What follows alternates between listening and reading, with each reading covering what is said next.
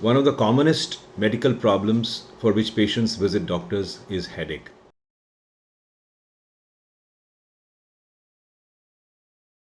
Headaches are very common, yet poorly understood conditions. The WHO says that within 1 year, 50% of us will have one headache at least. That is how common a headache is among the human population. There are many causes of headaches. Today we will talk about the three commonest types of headache, which will roughly cover more than 90% of the frequent causes of headache. These three types of headaches are migraine, tension type headache, and cluster headaches. The first and foremost and one of the commonest causes of headache is a migraine. Migraine, though very common, still continues to be a poorly understood condition. It is likely to be a central cause. There is a genetic predisposition and there are some precipitating factors. A migraine headache usually occurs suddenly on one side of the head. There is associated pain in and around the eye. There may be nausea or vomiting, and there may be pain behind the eyeball as well. The headache may be on one side at one time, and on another occasion it may be on the other side. There are some precipitating factors for a migraine headache, particularly if you go out in the hot sun, if you're dehydrated, if you've skipped a meal, or you have not slept well at night, if you are under some kind of financial or mental stress, certain types of food, particularly cheese, red wine, and chocolate, and if you are dehydrated. There may be other precipitating features, but these are the commonest ones. During an attack of migraine, first of all, chronic sufferers have something called an aura. That is, they come to know that they are going to have a headache. During an attack of migraine, there is severe unilateral temporal headache or a frontal headache, along with pulsation or pain behind the eye. There is intolerance to bright light or loud sound. There may be some lights that blink in the eye. The person feels like lying down in a quiet room. An ice pack sometimes helps, and relaxation definitely makes a difference. Migraine can be treated in two different ways. Number one is the treatment of an acute attack. In the treatment of an acute attack, obviously, the symptoms of the migraine attack are treated. The pain is treated by simple NSAIDs or sometimes by just a simple paracetamol. Each patient has their own personal preference, which they find out over a period of time what works best for them. If there is nausea or vomiting, the nausea or vomiting is treated with some antiemetic. Another feature of an acute attack is feeling of nausea and sometimes frank vomiting. Apart from pain medication and antiemetic drugs, sometimes a sumatriptan may be prescribed for pain relief. If your migraine attacks become more frequent, especially if they are around 8 per month or more, and for some other criteria, we sometimes start prophylactic treatment. Prophylactic treatment hopes to prevent the severity and frequency of your attacks of migraine and works in a manner to prevent this from happening in the future. There are some drugs that are effective in prophylaxis. These are propranolol or a beta blocker, sometimes a topiramate, and if the doctor feels there is evidence of depression, sometimes amitriptyline or other antidepressant may work. For prophylaxis, you must leave it to your specialist to treat because these are complicated decision-making processes, and the doctor will consider your various conditions before a prophylactic medication is started for you. Migraine can be debilitating. Once an attack starts, it can last from hours up to days. There is usually no desire to socialize or to move out of the house, and this curtails not only economic or business activity but also curtails social functions as well as reduces the quality of life significantly.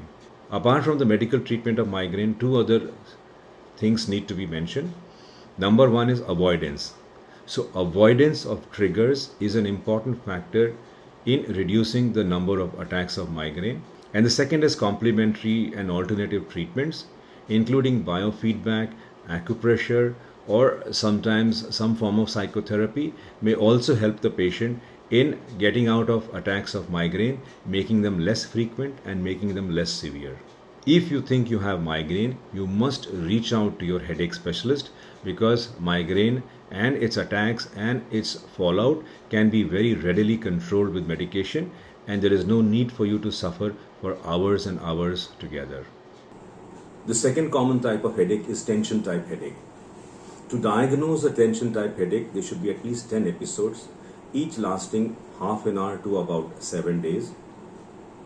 The headache is bilateral, that is, both sides. It is usually bitemporal. It is pressing or squeezing in quality.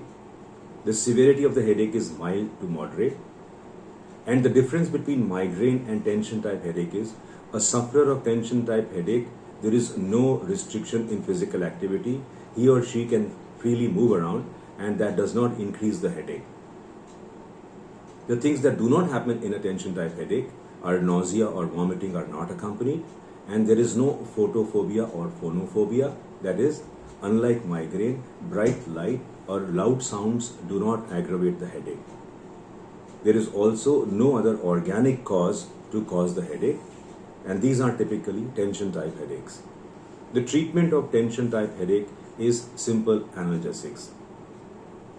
We must try with paracetamol and see whether that works.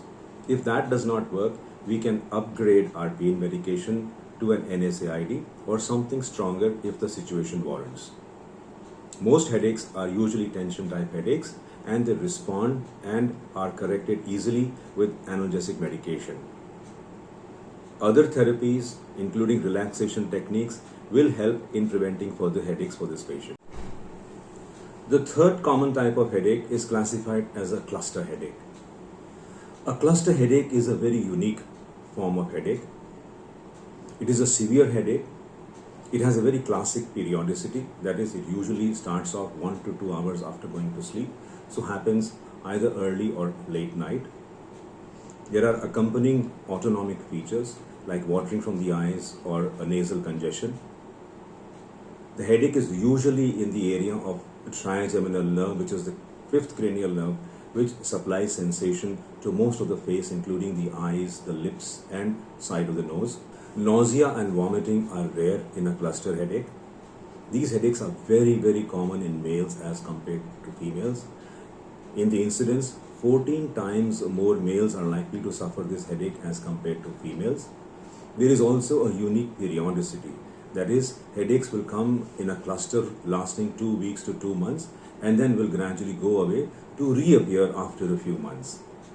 The treatment of cluster headache remains largely with analgesics, and the condition usually settles down over a period of time. There are some red flags for a headache which will need you to visit your doctor or a headache specialist as soon as possible, especially if there is a bursting headache, if there is a headache for the first time more than 50 years of age, if your headache is the worst headache you have ever experienced, if the headache is accompanied by central signs like blurring of vision, mental changes, if the headache is accompanied by a systemic illness, or if the headache continues to progress and become worse over a period of time, you must see your specialist as soon as possible to find out what could be the cause of this type of headache. As we can see, headaches are common. Headaches are easily diagnosable. We can categorize you into a particular type of headache. We can treat you adequately. There is enough medication available to, by and large, keep you symptom free. If traditional medicines do not work, there is alternative therapies also that we can advise for you. There are other types of headaches also. But one thing I would like to tell you, if you just have a dull ache which persists over a few days, it is advisable and wise to get your blood pressure checked, because one of the earliest signs of rising blood pressure is a dull headache or a heaviness in the head, and it could be just a simple first sign of hypertension. So the one thing you can do at home for an early headache, for a heaviness in the head, is to just do a routine blood pressure checkup. Otherwise, for other forms of headache, do not hesitate to reach out. We promise you, headaches are by and large treatable.